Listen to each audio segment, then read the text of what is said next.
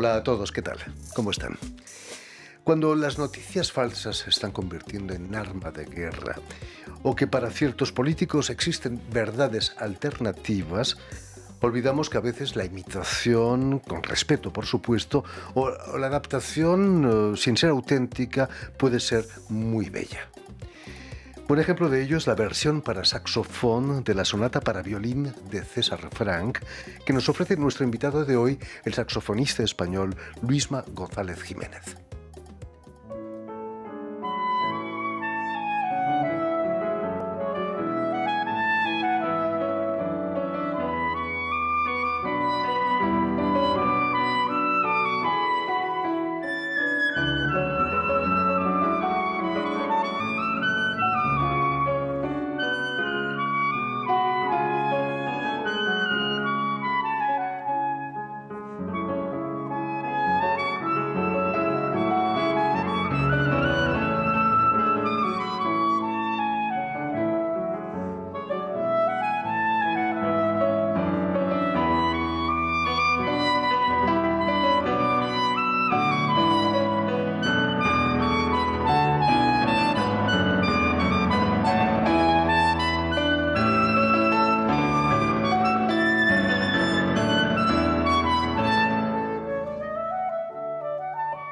Muy buenas tardes, Luisma González Jiménez. Bienvenido a Radio Francia Internacional. Muchas gracias. El saxofón es realmente un instrumento camaleónico, ¿no? Se puede tocar de todo. Sí, efectivamente, es un instrumento que yo siempre digo que se asemeja bastante a la voz humana y claro, como también tenemos distintos modelos, distintos tipos de saxofón, nos podemos asemejar a la voz del soprano, del barítono y es bastante camaleónico. Tu versión de la sonata de Franck, que originalmente escrita para violín, es fantástica. Yo creo que incluso mejora el original del violín, ¿no? Bueno, a tanto yo diría que es una nueva visión, la misma pieza pasada por un filtro diferente. Hay cosas que quizás se mejoren, entre comillas, y hay otras que se pierden y que se empeoran. Pero es como todo en la vida, es algo diferente. Hay que intentarlo. Por cierto, se dice que esta sonata, la sonata de Franck, la describe Marcel Proust en su Recherche, en El amor de Swann. Puede despertar el amor sin duda, como en la novela, una sonata así, aunque sea tocada con un saxofón. Yo creo que la música bien tocada y la música que exprima los sentimientos puede enamorar a cualquiera. Por supuesto. Me contabas que en el Conservatorio de París hay una sala que se llama Vinteuil, como la sonata de Proust, ¿no? Exactamente, es bastante gracioso porque todas las aulas, que hay muchísimas, tiene cada una el nombre de un compositor y la única que tiene el nombre de Vinteuil es la del concurso de entrada. O sea, cuando tocas ahí todavía no estás en el conservatorio, quizás lo logres. Es difícil, ¿no?, entrar en el Conservatorio de París. Bastante difícil, hay muy pocas plazas. Por ejemplo, ahora mismo estoy realizando el máster de pedagogía y pasé el concurso de entrada el año pasado y solo había una plaza de saxofón y me la llevé yo. Fantástico, ¿no? La conseguiste, bravo. Permíteme que recuerde a nuestros oyentes que has nacido en la ciudad andaluza de Almería, en España, en 1995, donde vas a iniciar tus estudios musicales. Pero cuéntanos, ¿cómo fue tu encuentro con el saxofón? Pues yo tengo que ser sincero, yo quería tocar la trompeta. ¿Por qué? Porque siempre lo digo. Mi hermano, Julio, que nos llevamos 9 años de diferencia, él es bastante mayor que yo, él ya estaba en el conservatorio cuando yo tenía 7 años y él tocaba la trompeta y yo escuchaba nada más que vídeos de trompeta porque en la época los ordenadores no teníamos YouTube, no teníamos esas cosas y entonces yo veía en el ordenador lo que tenía mi hermano, que eran vídeos de trompeta. Y entonces cuando llegué al conservatorio le dije así, yo bajito, digo, yo quiero la trompeta. Y me dice, pues no quedan. Y me quedo así, digo, y entonces, ¿qué puedo coger? ¿Qué queda? Y dice, la guitarra, y dice, o el saxofón. Y al fondo estaba el profesor de saxofón, me hace así, y digo, ese, yo quiero ese. ¿Quién era ese profesor de saxofón? Fue mi primer profesor de saxofón, con el que estuve 7 años, Vicente Flor de Lis, que la verdad fue el que me inculcó la base y la motivación para seguir y ser poco a poco autónomo, que es lo más importante. ¿Es un instrumento agradecido el saxofón? Sobre todo al principio es fácil hacerlo sonar. Por ejemplo, los alumnos cuando empiezan con 7 o 8 años es bastante sencillo el primer día que suene. Ahora, otra cosa es cómo suena, que ya con el tiempo se va perfilando, pero no requiere una técnica tan precisa como los instrumentos de la trompeta, el trompa, que es la embocadura es más complicada. Muy difícil. Mm. Continúas tus estudios en Córdoba y en Málaga antes de venir a Francia, a Toulouse, gracias a una beca Erasmus. ¿Qué te pareció Toulouse? Dicen que es la ciudad más española de Francia. Sí, a mí me sorprendió porque el cambio lo noté, pero no tanto como cuando hice Toulouse-París. La verdad, la gente allí, había bastantes españoles, es cultura francesa, pero se asemeja bastante a la española. Entonces, El clima también, ¿no? Además, el clima no estaba mal. Hacía bastante más frío que de donde que la vengo yo, Almería, por que es supuesto. el sur-sur.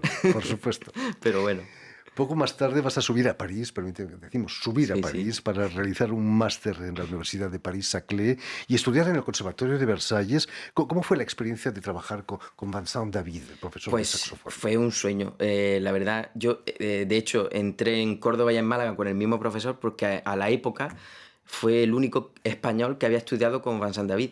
Entonces, claro, yo ni me planteaba venir a París a hacer la prueba. Y el último año me dijo mi profesor, dice, si es que no tienes nada que perder, ve, la haces.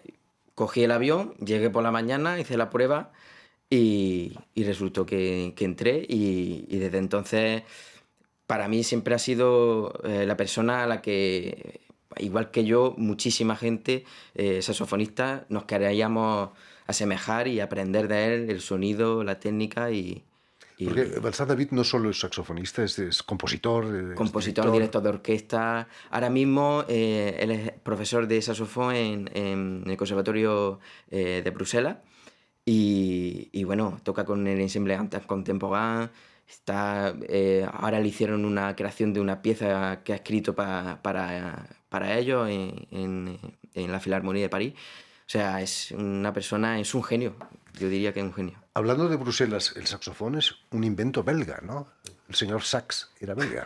Claro, y la verdad es que poco a poco se fue introduciendo en Francia y de la mano del primer profesor de saxofón del Conservatorio de París, que fue Marcel Moule, fue el primero, y bueno,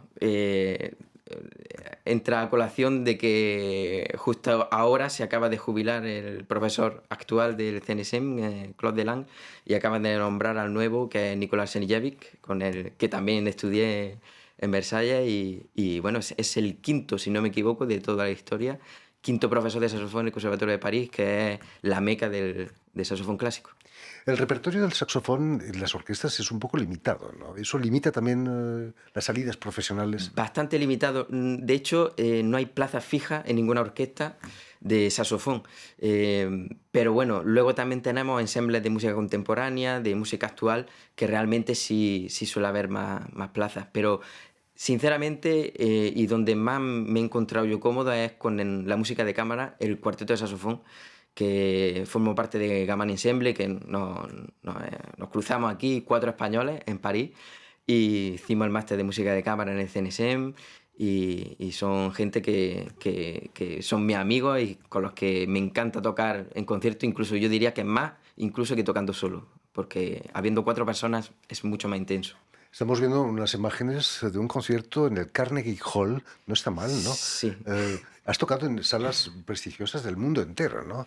Ahora, y además te vas a Seúl a un festival en Goran. En Busan y Busan. en Seúl, sí. Ahora, este verano estaré también en el Palau de la Música Catalana. En Barcelona. Sí. Exactamente, tengo varios conciertos por ahí. Sobre todo la gira en Corea me hace bastante ilusión porque tengo bastantes alumnos de perfeccionamiento en mi conservatorio que vienen de allí y poco a poco me van requiriendo en distintos países y muy contento, vamos, yo encantado. Además, desde que te profesionalizas has ganado 10 concursos, 10 primeros premios internacionales en concursos de saxofón. Sí. ¿Es la mejor manera de entrar en la escena, los concursos?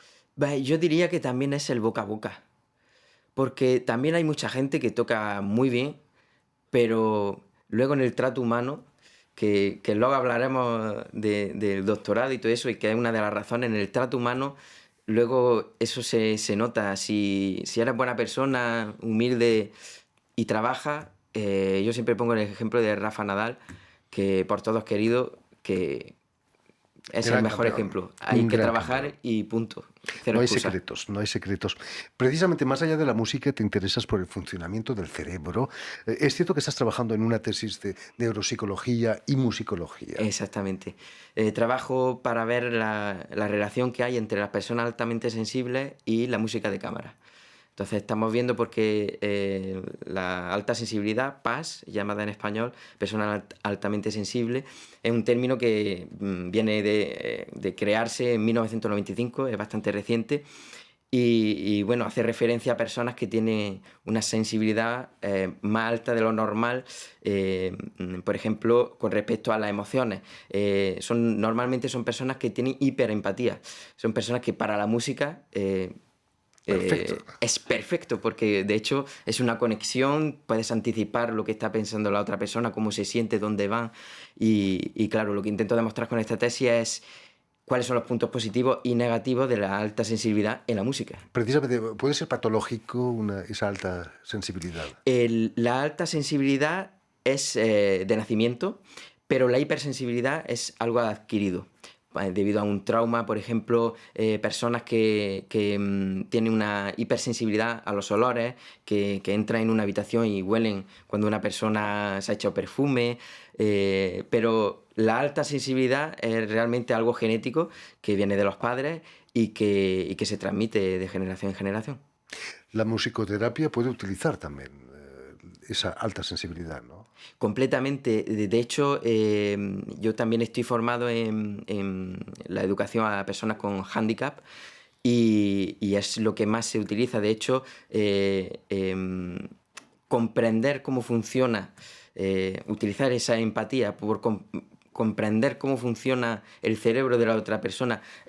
Hay un término que se ha acuñado en 1998 que es neurodivergencia, que es que el cerebro de cada persona funciona diferente y hay que adaptarse a ello. Y de hecho hay mucha gente que, por ejemplo, que tiene TDA, TDAH, que tiene autismo y tal.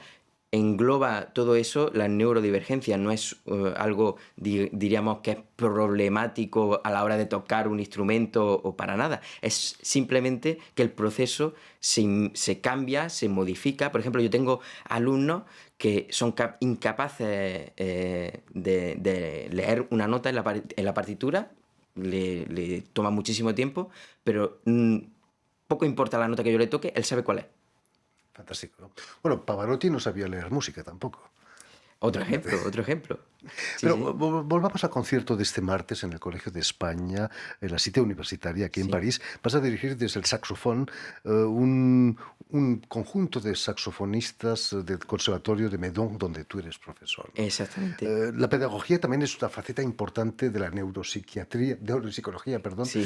y de la musicología, ¿no? Es importante también para un músico la faceta de pedagogo. Sí, es súper importante y sobre todo cómo llegar al alumno.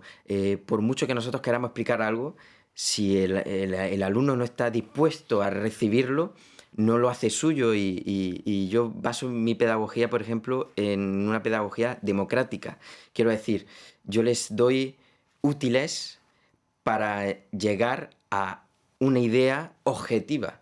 Yo les expongo un análisis de la partitura, les digo esto debemos de llegar a hacer sentir al público esto, a llegar a hacer comprender al público esto, y luego tenemos diferentes métodos y gracias a ello les dejo elegir y que se hagan las cuestiones. Si un músico que no se plantea cuestiones es un robot, que es lo que empezamos a tener sobre todo con las redes sociales y todo esto, que es cantidad, cantidad, cantidad y poca calidad, la verdad. Además, la música está lejos de ser un deporte, ¿no? Para No se nada. trata de tocar más rápido, sino transmitir cosas. Exactamente, hacer las cosas por algo y muchas veces me pasa en conciertos que estoy tocando y digo, termino y no mucho, pero hay veces que digo, ¡ay! Cierto pasaje me ha salido especialmente bien, me ha gustado cómo ha terminado. Y a lo mejor me ha pasado muchas veces que viene alguien del público y me dice, pues a mí me ha encantado esto. Y digo, pues ahí casi que me he equivocado, casi. Digo, eso no era quizás lo que yo más había tenido en cuenta, pero le ha llegado a esa persona y eso no lo podemos controlar. Y no hay que olvidar que hacemos el 50%, el otro 50% del público. Quizás eso sea el interés de un concierto, ¿no? Que no Exactamente. se controla todo, sino seríamos máquinas. En fin, pues ya lo saben. Tienen una cita este martes en el Colegio de España, en la Cité Universitaria, aquí en París, para el concierto que se lleva el título de Vivaldi Alighieri, del ensamble de saxofones que dirige Luisma González Jiménez. Muchísimas gracias, Luisma, por haber estado aquí con nosotros. Permíteme que también dé las gracias a Vanessa Loiseau y a Jan Burdelas, quienes se han ocupado de la realización del programa, y también saludar a nuestros telespectadores que nos siguen en todo el continente americano. En Almería no sé si llega la señal, pero gracias a una cadena que se llama Unión Continental Latinoamérica y también una red que se llama TAL, TAL, que reúne televisoras públicas y universitarias de todo el continente americano. Y a ustedes, muchísimas gracias por su atención y les damos cita para una nueva edición de El Invitado de Radio Francia Internacional.